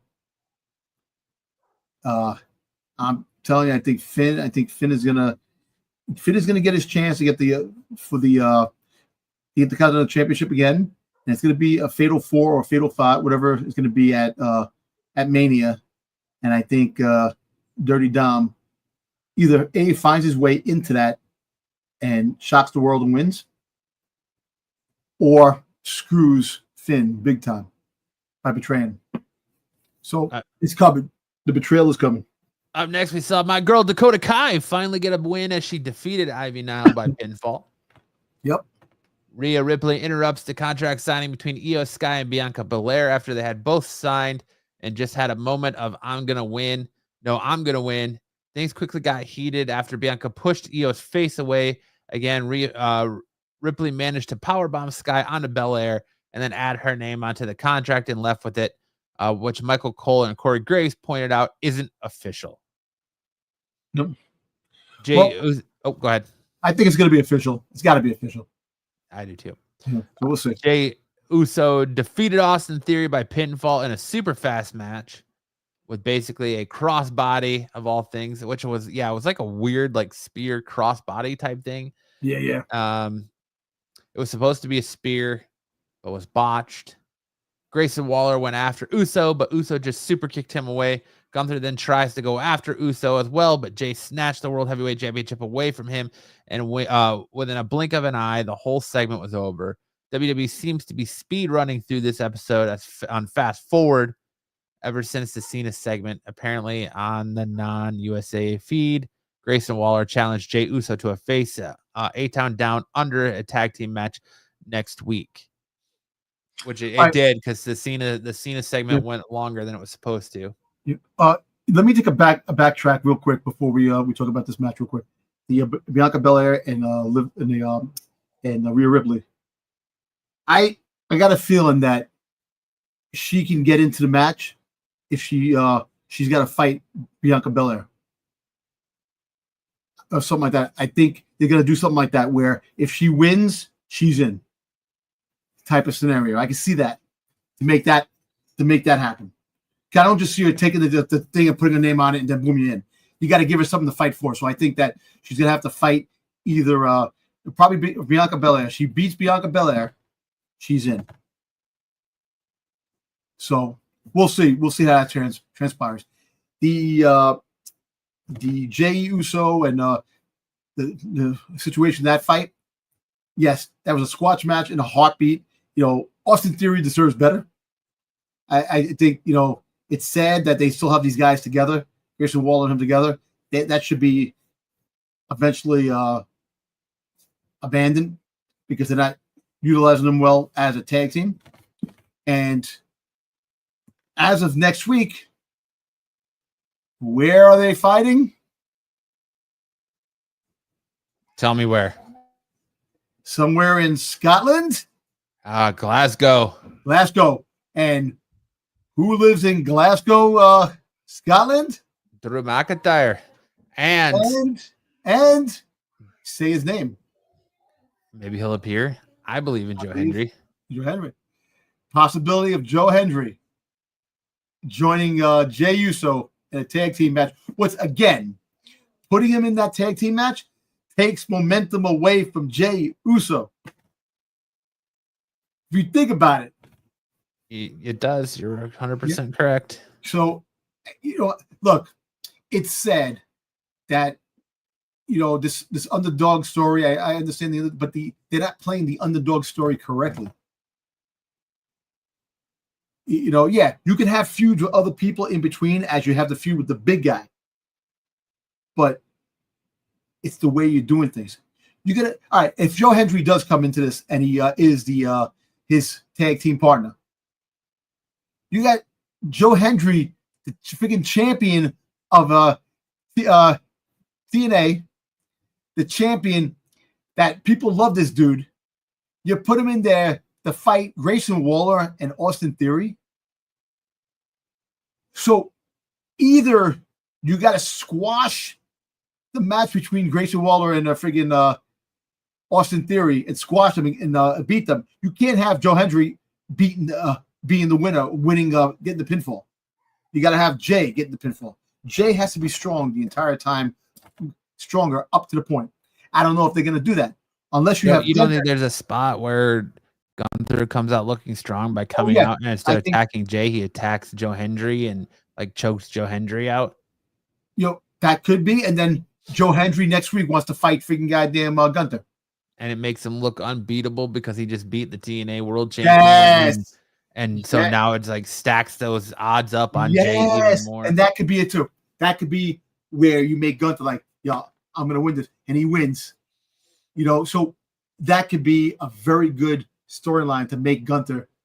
You know, he beat the freaking TNA champion, one of the hottest wrestlers in wrestling out there. That's something. And now Jay is like, damn, how do I stand a chance if I can't even beat? He's beaten top-notch guys that are champions. How do I have stand a chance? Make him doubt himself more and more. And then what you do is you have him lose to somebody that he could squash. And then it's like he's simply defeated. Yeah, I can see. And then you can build up the underground, the underdog story big time. Yeah, I can see that. Yeah, like it's got to be like Rocky. Rocky was the ultimate underdog. Hey, yo, Adrian. Yo, Adrian. Backstage, Adam Pearce yelled at Rhea Ripley and got the contract back. Bianca Belair then attacked Ripley. Sky came over to do the same, and all three ended up fighting one more time. Ripley was able to walk off better than the other two. I'm telling you, give her the opportunity. She fights and wins. She's in. LWO, Rey Mysterio and Dragon Lee defeated American-made Julius and Brutus Creed by pinfall immediately after the bell. Chad Gable, in his luchador mask, took out both Mysterio and Lee. Was it Chad Gable? Gracias. Yeah. Seth Rollins is out in the... Sorry, go back to that. Go ahead. Freaking American Made. They're a bunch of... They freaking made those guys... Massive jobbers. Oh, my God. Yes. Think about it, man. That was a pretty good match, too. That wasn't a bad match. Hot tag team in NXT. Yep. Jobbers on the main roster. Dude, I was watching a tag team match with the top guys that are in WWE now. Holy shit. Those intense fights that they had, jumping off the top of the freaking goddamn the steel cage onto tables and doing come on, man. And now they're like nothing. It's kind of crazy. They were a dominant tag team that didn't need a Chad Gable like figure to being put in a that role with Chad Gable, and now they're the ones suffering for it. Yep. Seth Rollins is out in the ring for a promo about the steel cage match from last Monday. Mostly just saying that Roman Reigns and CM Punk will be on SmackDown, so he'll be there too. Yep. Karrion Kross and Scarlett interrupted AJ Styles being interviewed by Kathy Kelly to tell him that Styles might actually be more mad at himself than at Logan Paul, because Paul didn't take 17 years to get into the WWE like Styles did. Yep. Then we got our main event of Raw, which is Braun Breaker versus Finn Balor, as he retained the Intercontinental Championship over Finn Balor by pinfall, in part due to Dominic Mysterio accidentally knocking Balor down from the ropes. Yep. Dom and Carlito went after Breaker post-match, and Penta helped them fight off. Penta and Breaker had a stare down to end the show. That was pretty good stare down. That's going to be a good. Look, yeah, Ron Breaker's going to win the belt. I think Ron Breaker's going to get pushed to win other things. I can see him winning it. I can see him next thing he goes for a tag team championship, not the championship belt just yet. I think that either he can go back he can still fight for the Intercontinental Championship, but I think he's going to go for other stuff that is other ventures that he can do now before he goes for like the main championship belt.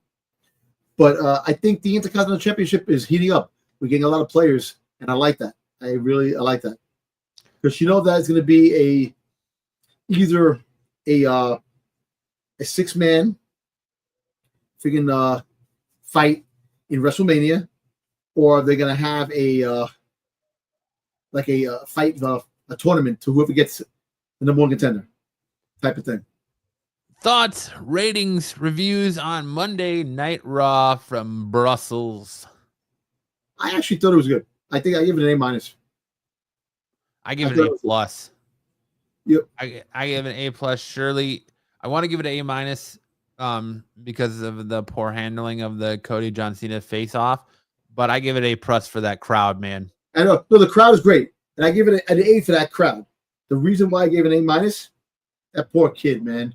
It's a meme forever, man. It's a meme forever. Just like the the dude who the shocked face when Undertaker lost. Oh yeah, that dude. Yeah, like Yeah. oh, like he's like, well, crazy. Yeah, I like that.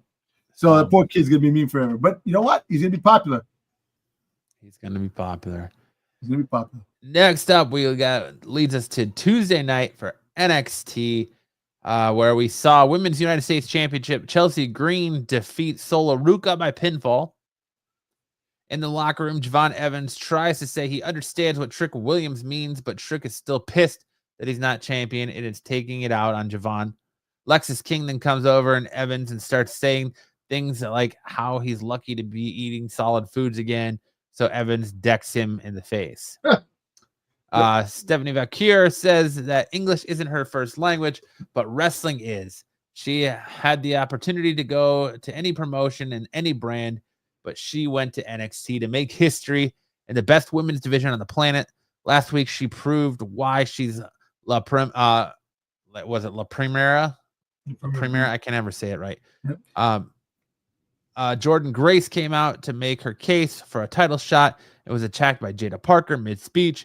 Parker said she's first in line instead and talks about how Valkyrie isn't going to be double champion long. Good promo. Solid promo work. And why was friggin' Jordan Grace dressed like friggin' listen, right, I can't stand Jada calling Stephanie baby girl over and over and over again. You know what? But no, she's great in the mic. She really is good in the mic. And I like Jada Parker. I'm sorry, man. I don't give a shit. I know she can say whatever she wants. And I don't see her becoming NXT champion. That champion, more than North America champion, I can see her doing that. I think Jada Parker is definitely closer to coming to the main roster eventually. I don't think. I think she's got a long way to go still. But I do like her promos. And I was saying again, why was Jordan Grace dressed like freaking goddamn Patrick from freaking SpongeBob? Patrick's Day. Yeah, I know, but it's just funny. But she's gonna get a shot. The women's division in NXT is like no other. I think the women's division in NXT is the best women's division in all of wrestling. I think everybody's top notch. Yes, you have your wrestlers in the other promotions in AEW, like Toni Storm, which she is the best part of that show. But the NXT women's division is subpar, man. When everybody's up and going, it's sad that Julia got hurt. She's gonna be out for a minute, but it's just that it's a strong division, the women's division in NXT. And like I said, I don't see Stephanie dropping either title. If she drops one, it's going to be the North American title. Yeah, but I don't think she drops it until Deadline, or not Deadline. Stand and Deliver. I actually think she keeps her championship belt. I think she holds the belt on until Julia comes back. Well, she might hold the NXT Women's Championship, but I think she's going to drop. She's definitely going to drop one of the belts. But I don't think it's going to be next Tuesday. I think it's going to be she drops the North American title at Stand and Deliver, probably to Jordan Grace. Probably, yeah. But wait a minute. But see, Jordan Grace got smacked, got beat up, and then nothing. Like she got. I think that's going to come back to bite Jada in the ass, and she's going to interfere in the title match on Tuesday. Well, I wish I was going to do that, but that's beside the point. You pervert. Yes, I am. We got a 6-person tag team match.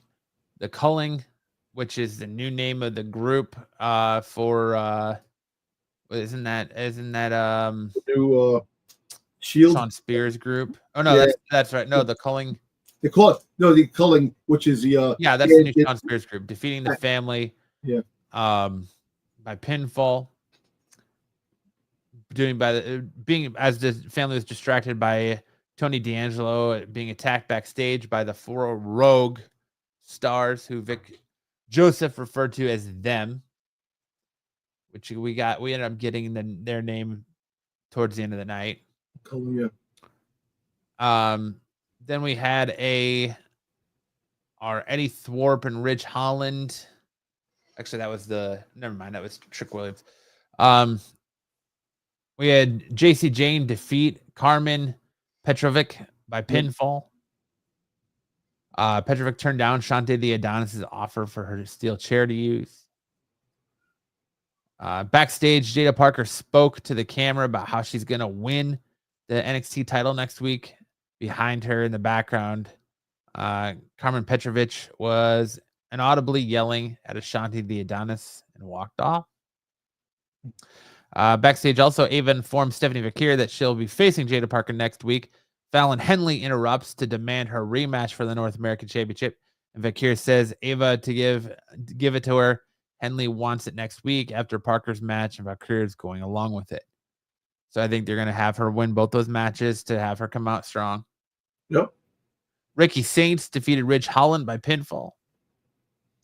And then Kelly Kincaid interviewed Ricky Starks backstage, where he was interrupted by the calling. Izzy Dame said he has the confidence of a much larger man, and Saints told her he's always measured up in the right places. Nice dick innuendo there. Yep.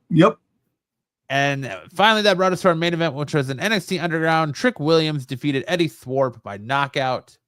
After the match, Trick Williams called out Obafemi. The champion came out to the ring.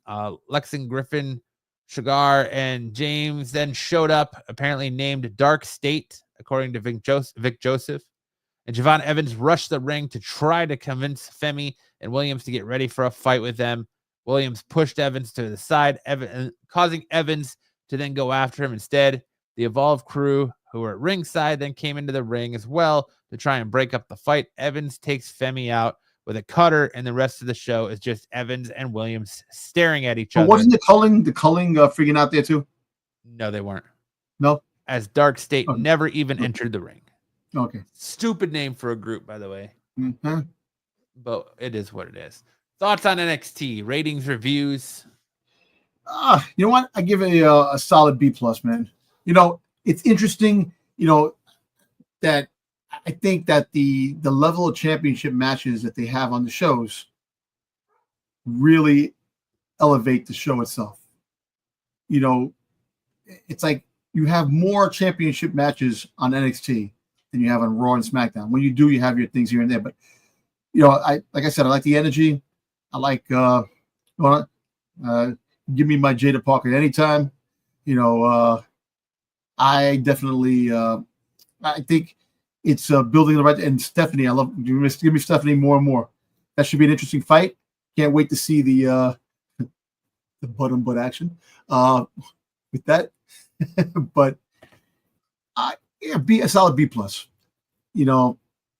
Like I said, Trick Williams is actually going to the main roster because he was mentioned with SmackDown. So eventually he's showing up at SmackDown. So they're going to start depleting some of the talent to SmackDown because Raw is going to have the stronger. Raw has the stronger characters, stars in their roster. So watch these next few NXT things. This year is going to probably be the last year you see some of these guys in NXT. I think NXT is a solid C+ for me. I didn't feel like there was a lot going on. I'm not really digging this new group, the Shield 2.0 or whatever you want to call them. I think it's just going to be another group that's going to fizzle out, and you don't really know their dynamic. I don't know, and it's just not hitting them with me. It feels like it's tired and overplayed. Like we just got this group a few years ago in the main roster on SmackDown, and they went to the wayside, and now we've got another group in the same vein as the Shield. So it's kind of been there, done that, played out. So other than that, NXT was kind of it was about a C+ show for me this week. It could have been a lot better. Okay. But and they need to stop doing the underground matches because the whole lore of the NXT underground match just isn't. It just doesn't. I don't know. It doesn't do it for me. Remember we had the underground with Shane McMahon with the underground. Yeah. But that brings us to AEW Dynamite, which saw one of the most horrific spots that I can recall in recent pro wrestling memory. It was a spot that I don't think we need to see again. We had Intercontinental Championship Eliminator Orange Cassidy versus Ricochet versus Mark Davis versus Speedball Mike Bailey. And Ricochet and Mike Bailey scored a double pin. This decision means that champion Kenny Omega will face Ricochet and Mike Bailey in a triple threat at Dynasty. We saw TBS champion Mercedes Moné take on Billy Starks, and Mercedes Moné won via submission. Then we got to our street fight for the AEW World Championship, Jon Moxley versus Adam Copeland, or Cope, with Jon Moxley retaining the win after a non-gimmicked board wrapped in barbed wire with spikes on it was put through Jon Moxley's back. Oh. And it was in there so deep that they couldn't get it out. All of the Death Riders came out to interfere in this match, where we saw Wheeler Yuta trying to pull it out of Mox's back and couldn't get it. It's just one of those spots that was not well received. It seems like AEW now is reserving more to go towards the shock value with the gore and the blood. They got such good praise from the Mariah May Tony Storm match that they I guess decided to do it again in this Jon Moxley Cope match, where Moxley kind of took a suplex onto that board, and it just was gruesome the way it was sticking in his back, and he was screaming to try and get it out. When they put the camera on there, oof, it was like wedged, like this. It was in the skin. And it hooked in the skin. Like, oh, it was crazy. But you know what? Listen, you know what? You got a gimmick. You go with it. It's working. Like I said, look, we always talked about AEW. You want AEW to be good. You want it to be good, and I think it's been much better the last couple of weeks. I think last week was absolutely awful. It was the worst Dynamite I've ever seen last week. I'm just saying, but the matches. Look, you have to build up to a lot of the matches, but I think that it's much better than it was. But we'll see. Like I said, I love your optimism, Dom. I love it, and I don't like hating on AEW because I loved AEW at the beginning. I was the biggest defender of AEW, and it just seems like they've kind of lost what they set out to be, and hopefully they can find that again. But I actually think they lost what they set out to be was because of all the stars that jumped ship later on, the ones that were building it up. Yeah, they kind of lost their way. Listen, when they got CM Punk to come in, and CM Punk came back to wrestling, and they had that, it was so much enthusiasm, so much going on when that happened, and then everything caved in. Yeah, the walls caved in on them, and they lost Cody, they lost freaking CM Punk, they lost Penta now, they lost a lot of people, but like I said, you have some stars that are holding its own. The MJFs, the Tony Storms, that are definitely holding their own to keep this up. Kenny Omegas, the freaking Will Ospreays, the ones that have this that are making this show try to be what it is. And like I said, you're gonna get some par shows, you're gonna get good shows, you're gonna get awful shows, and that's with everything. How many times have you seen awful shows in SmackDown and Raw? We've seen that a lot of times. It's just the quality of certain things. They may have found their niche now with the blood, the gore, the shock it up. Yeah, but too much of it, man. Like, it worked well in the Tony Storm Mariah May match, and it's like, okay, we're getting well received for this. Let's do this again in the Moxley match. And I get it, accidents happen. They didn't expect that, non-gimmicked bat to end up being stuck in Jon Moxley's back and everything that went wrong, but it still just was like, it was a little much to see. But and look, like I said, for what it's worth, it's crazy. Think about the barbed wire matches they used to have in ECW, the shock and awe ECW matches that they used to have. But there's something that's different about like hitting a guy with a barbed wire bat and seeing it come out of it versus like it being stuck in his flesh and a grown man trying to pull it out from, and he can't do it. Like he can't get it out of him. Like there's just something about that when they showed the image of him, like his back and the board is just sticking out of his back. perfectly. It's not coming out. It just and it's is all all stuck in the skin. The skin is all not. I've seen it. Yeah, it was crazy. But it was just a lot, man. It did get the shock value. It did. It did, yeah. But it's not. I don't think it's getting the review or the response they wanted. I think they wanted people to love it, and it's getting more like, okay, why did you do this spot? Was it really needed? Yeah. It's getting more backlash than it is praise.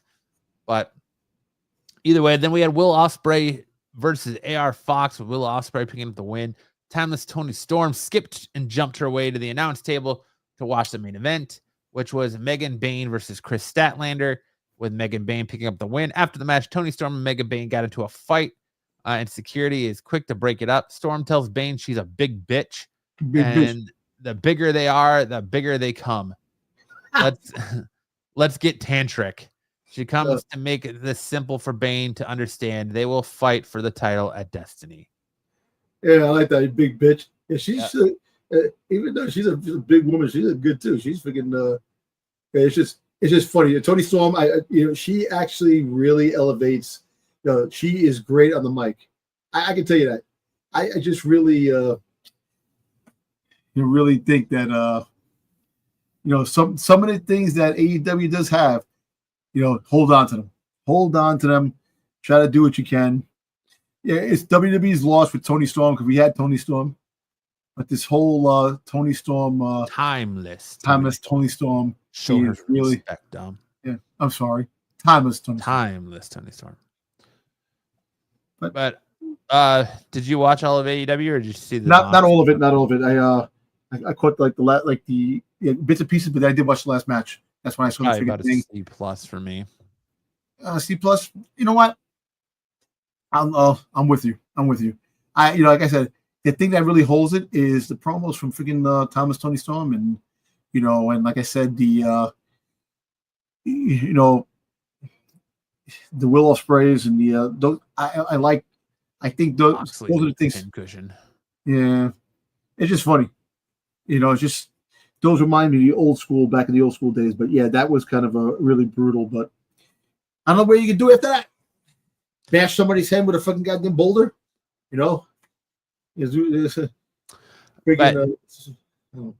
That's it for our shows, reviews tonight. We didn't do a spotlight tonight because we knew we were going to run along on the John Cena heel promo, and we don't have a time tunnel because Styx isn't here. So to close us out, I'm going to let Dom kind of go off on his dirt sheets a little bit. And Dom, tell us what the Dirty Dom dirt sheets are talking to you in them streets.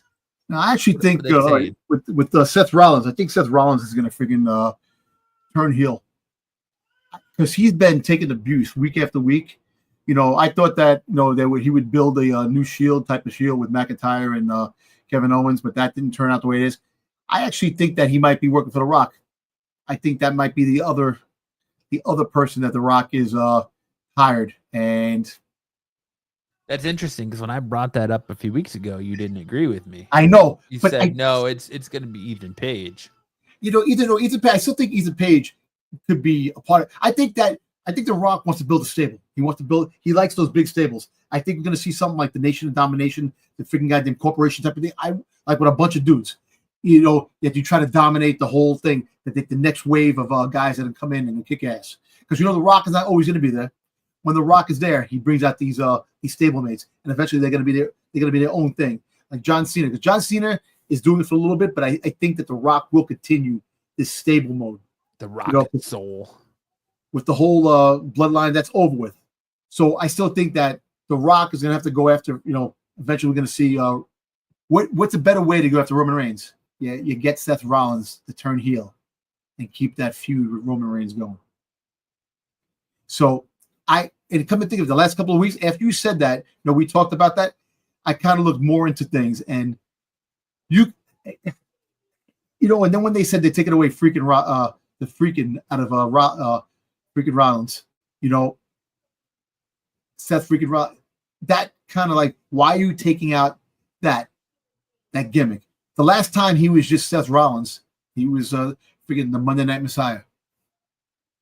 So you really look at a lot of things when the names change. That makes a lot. Dirty Dom. But they didn't, though, because he still came out on Raw as Dirty Dom. Seth still came out as Seth freaking Rollins. He still did, but I think they're going to head towards that. Look, I think after WrestleMania, we see the heel turn Seth. After WrestleMania. Because you have 4 weeks to go, and those 4 weeks are definitely going to make or break this WrestleMania thing. And when WrestleMania comes, you see the Seth Rollins freaking heel turn. And that's going to be, oh shit, Seth Rollins. Because there's only so much, you're booing Seth Rollins. Every time Seth Rollins, he's getting booed. Freaking goddamn, they're cheering Roman Reigns. They're cheering freaking CM Punk. Yes, Seth freaking Rollins. I should be cheering you for all the time. They cheer you. So I'm looking more into that with The Rock. The next couple of weeks will really tell you a picture. We'll paint the picture of that. And as the Dirty Dom type of thing, listen, I would, like I said, it would be very cool to have Karrion Kross become part of Judgment Day and become that, to be the new member. Because Penta is definitely not going to be a new member. Penta's good. And Dirty Dom, like I said, they're talking about taking away his name too, to be just Dom Mysterio. So he could be turning face down the road to get him going to be a face. Maybe Karrion Kross becomes, I don't know. I think he's going to be that type of he's not bad. He's not good. He's the one in between that fucking manipulates. But I want to see him start wrestling again. More matches with him. So we'll see. We'll see what the stories bring. But keep looking at the Dirty Dom and the Judgment Day storyline and Seth Rollins and The Rock and this whole storyline between with Seth Rollins and CM Punk and Roman Reigns. Those are the two storylines that you should be paying attention to that have significant change that are about to happen. And there's my rap sheet. All right. Good job, Dom. All right, that'll do it for this week's episode, I think. I want to thank everyone for checking us out. If you haven't done so yet, make sure that like and subscribe button. If you want more from Dom, you can check him out tomorrow night over on Renovision for the Qualified. You can see him on Sunday nights on Tales from the Dark Side over on Renovision as well if you need your Star Wars fix. You can catch more from me Saturday nights on Saturday Night Special, as well as all of the beautiful, brilliant content I've been putting out on this channel. If you want for more from Styx, you can catch him tomorrow night on the Qualified, as well as Saturday on SNS, and all of the other things he does, all the other channels he appears on, and all that. Make sure to head on over to Renovision, get those guys a sub. They're a great supporter of ours, and we do great partnerships with them. And on that note, I hope you all have a great night. Enjoy the rest of the week of pro wrestling. Remember, if you need to get your audio fix, you can find Off the Mat on all of your major podcasting platforms. And for this week's episode, it's been fun. Hopefully, Cena gets better.